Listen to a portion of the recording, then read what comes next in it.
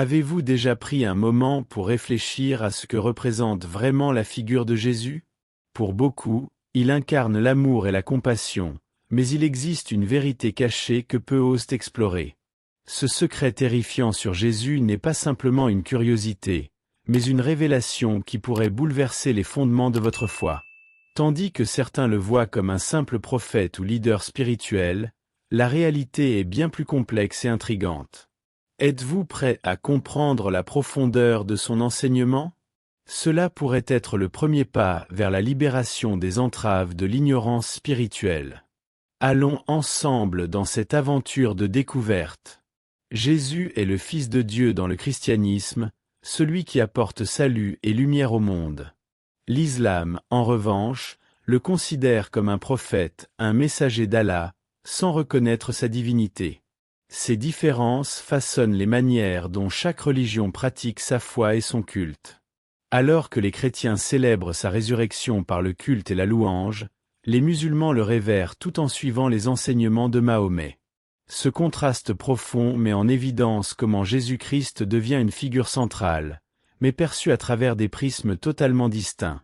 Ces visions divergentes engendrent des débats intenses, surtout en ce qui concerne son sacrifice sur la croix.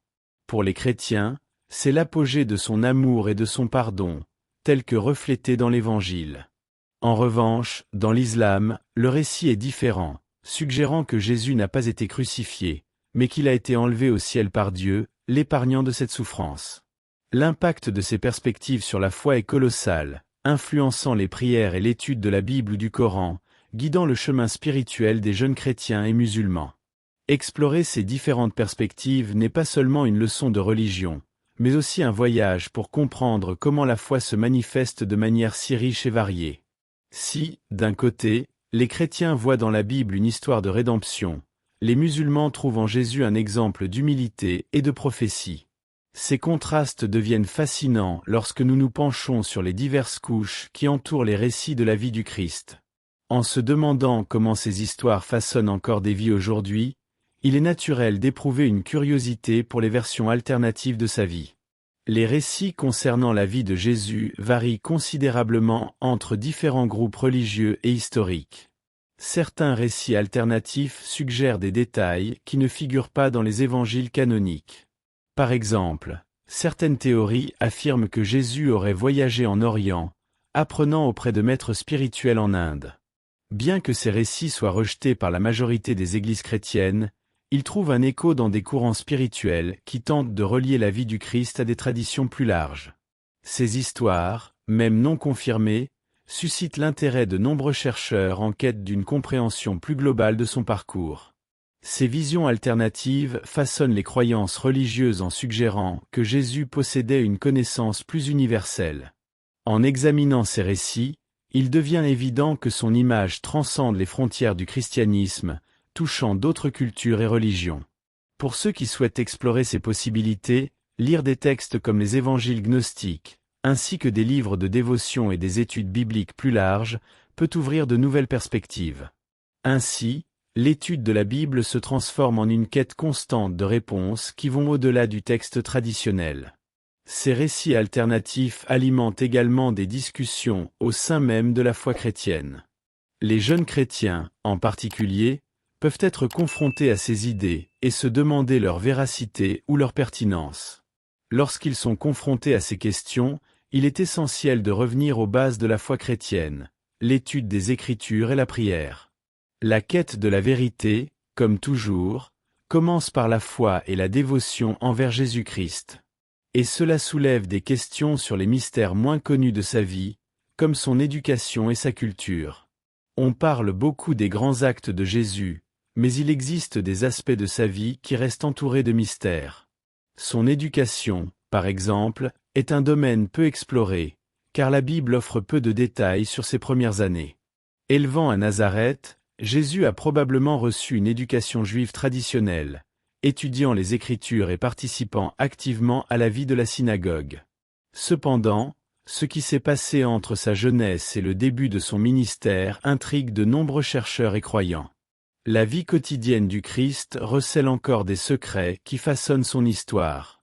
Ces mystères alimentent la curiosité des jeunes chrétiens et des chercheurs de foi, qui se demandent comment s'est déroulée la préparation spirituelle et intellectuelle de Jésus. Sa sagesse, toujours présente dans ses sermons et dans ses paroles, découle peut-être d'une vie immergée dans les Écritures et dédiée à la prière. Cependant, il est fascinant d'imaginer comment il vivait ses journées ordinaires, travaillant aux côtés de Joseph comme charpentier, interagissant avec ses voisins et amis, tout en portant déjà le poids de sa mission divine. Ces détails nous amènent à réfléchir sur la manière dont il a su équilibrer l'ordinaire avec l'extraordinaire. Au fil des siècles, ces lacunes dans la vie de Jésus ont été comblées par diverses interprétations et mythes, mais ce qui demeure certain, c'est qu'il était préparé pour une mission unique. Alors que beaucoup se concentrent sur les grands miracles et sermons, il y a quelque chose de profondément inspirant à comprendre que même le Fils de Dieu a mené une vie de travail et d'apprentissage avant de commencer sa mission publique. Ce mystère, d'une certaine manière, connecte Jésus à nous tous, montrant que les grandes aventures commencent souvent par de petits pas. En parlant de sa préparation, un élément essentiel a façonné sa vie, ses compétences linguistiques et culturelles. Jésus vivait dans un contexte culturel et linguistique diversifié, ce qui lui conférait une capacité unique à communiquer avec différents peuples. Il parlait l'araméen, la langue quotidienne du peuple, mais avait aussi connaissance de l'hébreu, la langue des Écritures, utilisée dans les études bibliques et les cultes.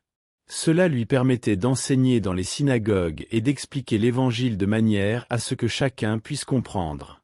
Des indices suggèrent qu'il avait également des notions de grec, largement parlées dans l'Empire romain.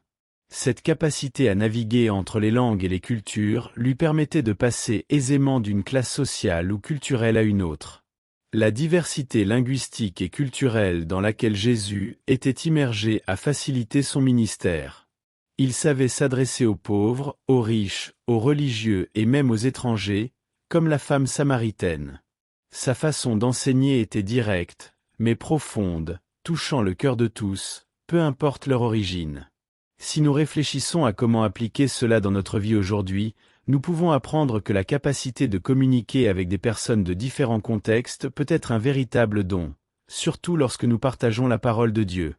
Étudier de nouvelles langues et cultures peut ouvrir des portes pour enrichir notre foi et partager l'Évangile de manière plus efficace. Il est intéressant de noter qu'à la différence de nombreux leaders de son époque, Jésus ne se limitait pas à un groupe spécifique. Il a transcendé les barrières culturelles, religieuses et linguistiques, apportant son message d'amour et de rédemption à tous. Cela témoigne de la manière dont la foi peut unir différents peuples et abattre des barrières. Son habileté à gérer ces différences est quelque chose que nous devrions toujours rechercher, surtout dans un monde si fragmenté. En parlant de son image, cela nous pousse à réfléchir aux représentations artistiques et physiques de Jésus. La Bible ne fournit pas de description physique détaillée de Jésus, laissant ainsi place aux interprétations artistiques au fil des siècles. Dans différentes cultures, il a été représenté de manière variée, reflétant davantage les caractéristiques du peuple qui le représentait que son apparence historique précise.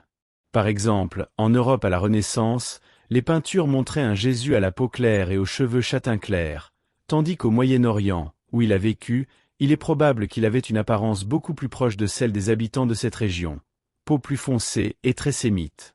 Cela montre comment le christianisme a su s'adapter aux cultures à travers le monde. Ces représentations artistiques ne sont pas simplement des variations esthétiques, mais portent également un poids spirituel. Chaque culture qui a adopté le christianisme a façonné l'image de Jésus selon ses propres perceptions, créant une proximité émotionnelle avec lui. Lorsqu'une personne regarde une image du Christ qui ressemble physiquement aux gens de sa région, cela peut susciter une connexion plus profonde et personnelle avec sa foi. Cependant, le véritable message qu'il a transmis transcende son apparence physique, invitant chacun à se rapprocher de Dieu. La question n'est pas tant de savoir à quoi il ressemblait, mais plutôt ce qu'il représentait pour chaque génération de chrétiens. Les multiples images de Jésus rappellent que sa présence et son impact vont bien au-delà du visuel. C'est dans son caractère, ses enseignements et son sacrifice que nous trouvons la véritable essence de qui il était. Peu importe qu'il soit représenté comme un homme à la peau claire ou foncée, ce qui importe, c'est ce qu'il a fait pour nous. Et parmi les moments les plus significatifs de sa vie, on trouve l'histoire des tentations qu'il a affrontées dans le désert, révélant beaucoup sur sa force spirituelle. Les tentations de Jésus dans le désert sont l'un des épisodes les plus significatifs de sa vie spirituelle. Après 40 jours et 40 nuits de jeûne, il fut confronté à Satan, qui tenta de le détourner de sa mission divine. La première tentation fut matérielle, transformer des pierres en pain. Jésus, bien qu'affamé, répondit fermement avec les mots de la Bible, « L'homme ne vivra pas seulement de pain ». Cette réponse démontre que sa foi et sa spiritualité dépassaient les besoins physiques. Il montra que la vraie vie réside dans le fait de vivre selon la parole de Dieu. La deuxième tentation fut un défi à sa foi. Satan l'emmena au sommet du temple et l'incita à sauter, citant les Écritures pour suggérer que les anges le sauveraient. Jésus résista à nouveau, répondant qu'il ne faut pas mettre Dieu à l'épreuve. Cet épisode constitue une leçon importante pour tous les chrétiens, montrant que bien que la foi soit essentielle, elle ne doit pas être utilisée de manière présomptueuse. La confiance en Dieu doit se baser sur l'humilité et la soumission à la volonté divine, et non sur des actes qui défient le pouvoir céleste. La troisième tentation fut l'offre d'un pouvoir terrestre, lorsque Satan lui montra tous les royaumes du monde, promettant à Jésus toute cette gloire s'il s'agenouillait et l'adorait. Jésus refusa immédiatement, affirmant que seul Dieu devait être adoré. Cette dernière tentation révéla le but de sa mission. Il n'était pas venu pour être un roi terrestre, mais pour apporter la rédemption spirituelle. Cet épisode dans le désert résume l'objectif de sa mission, et peu après, sa vie serait marquée par des miracles impressionnants. Les miracles réalisés par Jésus ont toujours porté un profond symbolisme spirituel, et la guérison de l'aveugle-né est l'un des plus marquants. Lorsque Jésus restaura la vue de cet homme, il n'apporta pas seulement la lumière aux yeux physiques, mais fit également une puissante déclaration spirituelle. Ce miracle représente le passage des ténèbres à la lumière, une transformation qui se produit non seulement dans le corps, mais aussi dans l'âme. Jésus montra qu'il n'était pas venu simplement pour guérir des maladies physiques, mais pour guider les gens vers la lumière de Dieu, les sortant de la cécité spirituelle qui empêche beaucoup de voir la vérité. Cette guérison nous enseigne également sur la foi et l'abandon. L'homme aveugle n'a pas demandé à être guéri, mais Jésus vit son besoin et agit. Cela nous rappelle que, souvent, Dieu agit dans nos vies de manière inattendue, apportant la lumière là où il y avait des ténèbres, même lorsque nous ne comprenons pas ce qu'il fait. Le miracle démontre aussi que la grâce divine ne dépend ni de notre mérite ni de nos demandes, mais de la bonté infinie de Dieu. C'est une leçon que, dans les moments désespérés, la foi est ce qui nous connecte au pouvoir divin pour transformer nos vies. De plus, ce miracle ouvrit la voie à quelque chose de plus grand. Jésus révéla sa mission d'ouvrir les yeux de ceux qui sont spirituellement aveugles, mettant en lumière des vérités cachées. La guérison physique était un présage de la guérison spirituelle qu'il venait apporter au monde. Ainsi, ses actions dans le domaine de la foi continuèrent à impacter profondément ses disciples, notamment lors d'événements grandioses comme la Transfiguration, où il révéla à nouveau sa véritable nature divine. La Transfiguration de Jésus fut un moment de révélation divine et de pouvoir spirituel qui marqua profondément la foi de ses disciples. Jésus emmena Pierre, Jacques et Jean sur une haute montagne, où, devant leurs yeux, son visage brilla comme le soleil, et ses vêtements devinrent blancs comme la lumière. Soudain, Moïse et Élie apparurent aux côtés de Jésus, conversant avec lui. Cet événement ne fut pas seulement une vision glorieuse, mais une confirmation que Jésus était véritablement le Messie promis, unissant l'Ancien et le Nouveau Testament en un seul moment de clarté spirituelle. Les disciples, impressionnés et remplis de crainte, ne savaient pas quoi dire ou faire. Pierre proposa de construire des tentes pour Jésus, Moïse et Élie, sans comprendre complètement le sens de ce qui se passait. Ensuite, une voix venant du ciel, celle de Dieu, déclara « Celui-ci est mon Fils bien-aimé, en qui j'ai mis toute mon affection, écoutez-le. » À cet instant, les disciples furent saisis d'un sentiment d'adoration et de peur, réalisant qu'il était devant une manifestation directe de la gloire de Dieu. Ce moment changea à jamais leur compréhension de qui était Jésus et ce qu'il représentait. Cet événement impacta profondément la manière dont les disciples percevaient leur mission aux côtés de Jésus. La transfiguration fut un présage de ce qui allait venir, une anticipation de sa résurrection et de sa victoire finale sur la mort. Pour les chrétiens d'aujourd'hui, la transfiguration demeure un symbole puissant de la gloire à venir et d'un appel à suivre la lumière du Christ, même dans les heures les plus sombres. Et cette lumière serait révélée de manière plus intense lors du dernier et profond acte d'union spirituelle que Jésus a partagé avec ses disciples, la dernière cène. La dernière cène de Jésus avec ses disciples est l'un des moments les plus significatifs de la narration chrétienne, marquant non seulement un adieu, mais aussi la préparation au sacrifice ultime. Au cours de ce repas, Jésus a rompu le pain et l'a distribué, en disant « Ceci est mon corps, qui est donné pour vous ». Ensuite, il a offert la coupe de vin, déclarant « Cette coupe est la nouvelle alliance dans mon sang, versée pour vous ». Le symbolisme profond du pain et du vin représente le corps et le sang du Christ, anticipant sa mort sur la croix et le pacte qui serait scellé par son sacrifice. Ce moment a uni les disciples dans une connexion spirituelle intense, quelque chose que les chrétiens répètent à travers les siècles lors de leur culte et louange, comme un rappel constant du sacrifice de Jésus-Christ. La pratique de la communion est née là, un acte qui transcende le temps et unit tous ceux qui croient en Jésus en un seul corps spirituel. C'est une invitation à réfléchir sur ce que signifie participer à ce sacrifice et comment la vie de foi se construit sur le fondement de l'amour et de l'engagement que le Christ a exemplifié. De plus, la dernière scène porte un appel à l'unité. Jésus savait qu'il serait trahi et arrêté, mais il a quand même offert le pain et le vin, même à Judas, le traître. Cela démontre la profondeur de l'amour de Jésus, qui s'est étendu jusqu'à ceux qui le renieraient. Cet exemple est un puissant rappel pour les chrétiens sur l'importance d'aimer et de pardonner, même au milieu de la trahison et de la douleur. Ainsi, avec la trahison de Judas scellée, les événements qui mèneraient à l'arrestation de Jésus ont commencé à se dérouler dans le jardin de Gethsémani. La trahison de Jésus par Judas Iscariote dans le jardin de Gethsémani est l'un des épisodes les plus dramatiques de l'histoire du christianisme. Judas, l'un des 12 disciples, a décidé de trahir son maître en échange de 30 pièces d'argent. Cette trahison est chargée de symbolisme et d'émotions conflictuelles. Alors que les disciples étaient réunis en prière, Judas s'est approché de Jésus, le saluant d'un baiser, un geste qui exprime normalement l'amour et la loyauté. Cet acte traître a été un point crucial qui a amorcé le chemin vers l'arrestation de Jésus et sa condamnation ultérieure. L'arrestation de Jésus à Gethsémani représente un moment de profond désespoir et d'angoisse, tant pour lui que pour ses disciples. En prenant connaissance du plan de Judas, Jésus a ressenti la pression de sa mission et la solitude qui l'attendait. Il avait demandé à ses disciples de veiller et de prier, mais au lieu de cela, il s'était endormi.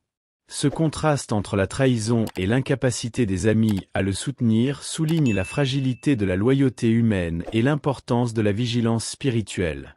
Ici, nous pouvons apprendre sur la nécessité de rester attentifs dans notre vie de foi et de ne pas laisser l'apathie nous éloigner du chemin que Jésus nous enseigne. La trahison de Judas n'a pas seulement été un acte de déloyauté, c'était un moment qui révélait le grand amour et le pardon de Jésus. Même sachant qu'il serait trahi, il a encore offert à Judas l'opportunité de repentance et de réconciliation. Cet enseignement est puissant pour les jeunes chrétiens d'aujourd'hui, l'importance de pardonner et d'atteindre la main, même à ceux qui nous blessent. L'histoire de Judas sert de rappel que nous pouvons tous, à un moment donné, être tentés de trahir nos principes ou même nos croyances. Cette réflexion nous pousse à considérer ce que nous pouvons faire pour renforcer notre foi, avant que des situations difficiles ne se présentent sur notre chemin. Ainsi, alors que la nuit avançait, les événements se dirigeaient vers le sacrifice final de Jésus sur la croix. La crucifixion de Jésus est l'aboutissement de sa mission terrestre, un sacrifice qui résonne à travers les siècles. En étant conduit au Golgotha, le lieu de la crucifixion, Jésus a porté la croix qui symbolisait non seulement son fardeau personnel, mais aussi le poids des péchés de l'humanité. Le chemin de Jésus vers le lieu de l'exécution a été marqué par la souffrance et la douleur, mais aussi par le courage et la détermination. Même face à la cruauté, il a gardé son objectif en tête, redresser l'humanité, un acte d'amour inconditionnel qui défie la logique humaine.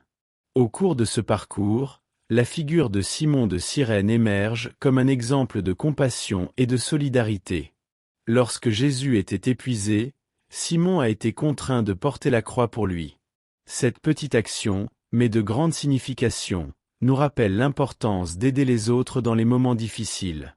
Tout comme Simon, nous sommes appelés à porter les fardeaux des autres, reflétant la véritable essence de la spiritualité chrétienne. De nos jours, cela peut se manifester par des gestes simples, comme offrir du soutien à des amis en difficulté ou participer à des activités de bénévolat au sein de la communauté. La crucifixion n'a pas seulement été une forme de punition, elle a changé le cours de l'histoire. Le sang de Jésus, versé sur la croix, est considéré comme le prix de notre salut. Chaque clou, chaque douleur, résonne dans le message du christianisme. L'espoir et l'amour triomphent du péché et de la mort.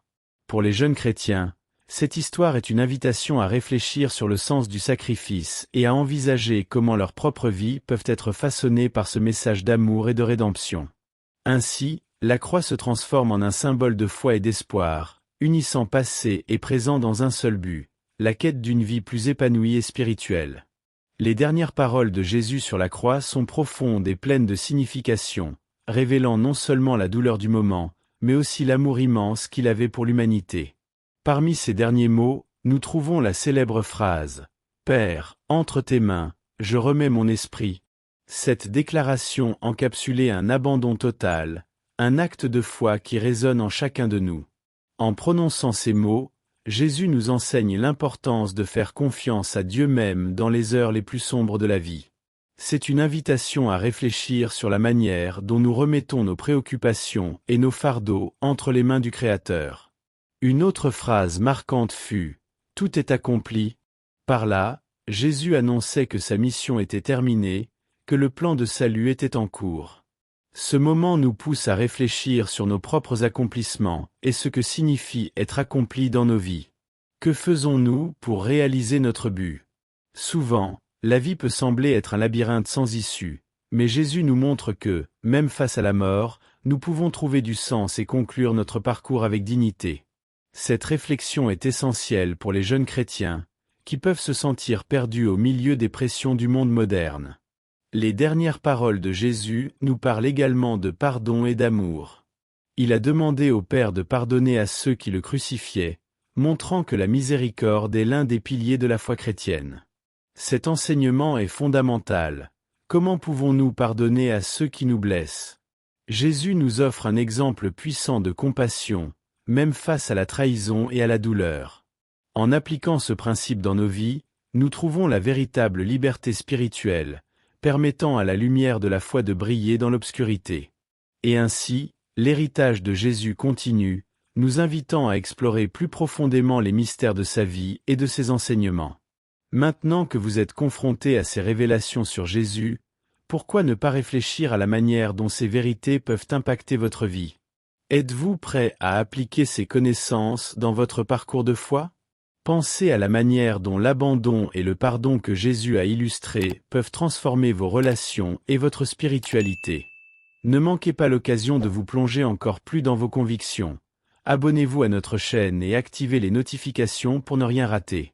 À chaque vidéo, nous offrons des aperçus précieux qui peuvent vous inspirer à vivre une vie plus pleine et significative. Allons ensemble dans cette aventure de découverte et de transformation.